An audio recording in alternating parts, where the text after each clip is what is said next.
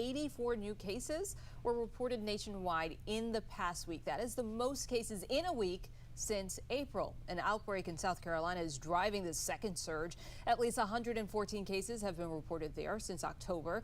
Most of the cases have occurred in unvaccinated people.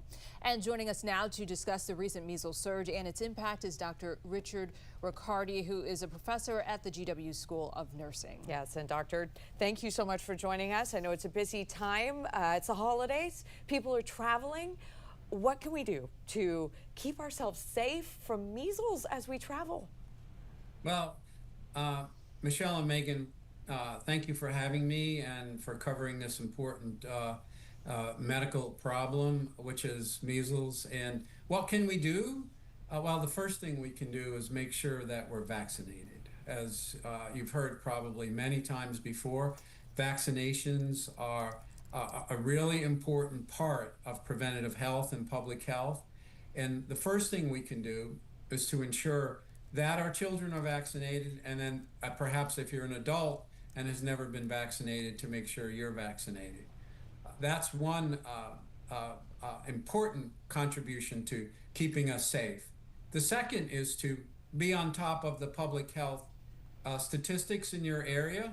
Find out what's going on, look at reported cases, and be aware of like, for example, the outbreak in South Carolina. Particularly if you're in a community where there's a large number of individuals who are not vaccinated from whatever reason, then that puts you on high alert. Yeah. The other issue to be aware of is that viruses, particularly the measles virus, tends to hang around for a while, like in a room. So if there's a crowded room with a lot of people in it, and you walk into that room, even within 1 or 2 hours later, and nobody's left in that room, there's a potential that you could be exposed to the measles virus. So it's important during outbreaks, and if you're not vaccinated and you're waiting to get vaccinated, or you're just recently vaccinated, that you minimize your exposure to areas where there's congregations of people, particularly indoors.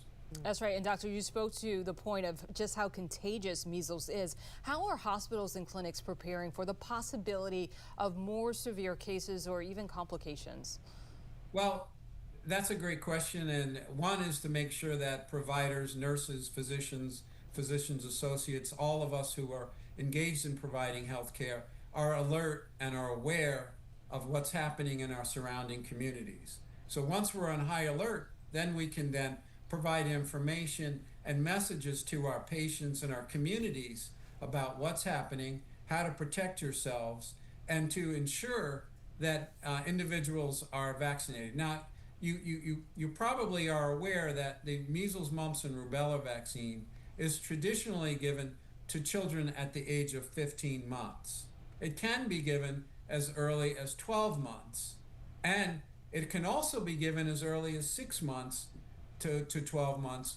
But that, if you have an infant and you choose to give your child a vaccine at 6 or 7 months, they still would need to be required to get 2 more additional vaccines at 15 months and then 4 to 6 years. Mm-hmm. So there are things you can do as a parent if you are living in an area where there's an outbreak or a high risk of your child contracting the measles virus. A word of caution for parents of little ones there. Mm-hmm. Doctor, when we're talking about vaccinations, how long do vaccinations last? And what does it mean if someone only has one of the MMR, the mumps, measles, rubella doses instead of both? Well, specific vaccinations have different half-lives, or they wane at different times throughout life. One thing that's great about the measles vaccine is that it tends to be lifelong, and that's a good thing. And you do have a significant amount of immunity after the first vaccine, but it is recommended to, in an effort to give you approximately 97% protected if you were to get a second vaccine. So getting one vaccine, good thing. Getting 2 vaccines, great thing. best thing there in that scenario, yes. Absolutely. Well, we know one of the hallmarks of it is also that rash that takes over the body. So Dr. Richard Ricciardi, thank you so much for joining us and sharing this important information with our viewers. My pleasure, and happy holidays to everyone, and be safe. Thank Happy you. holidays. Yes, thank you.